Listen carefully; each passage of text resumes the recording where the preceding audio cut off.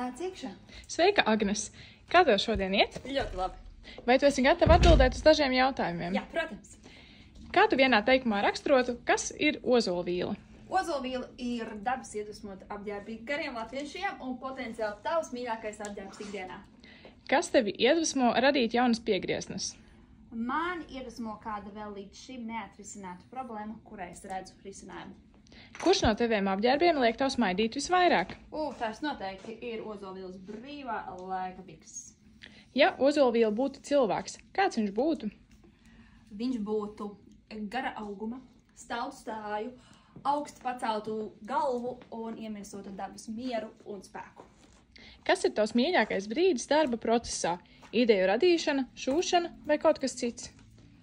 Mans mīļākais brīdis ir redzēt, kā manas idejas ir radītas taustāmā, gatavā veidā.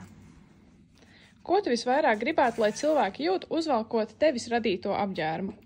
Es vēlētos, lai viņi jūtās ārkārtīgi ērti, silti kā apskāvienā un iemiesotu dabas enerģiju, kas ir iedvesmojusi apģērbus. Un visbeidzot, ko tu dari, kad gribi sev iedot iedvesmas pauzi? Es dodos ārā, svaigā gaisā, garākās pastaigās, vērot dabu. Nāc man līdzi!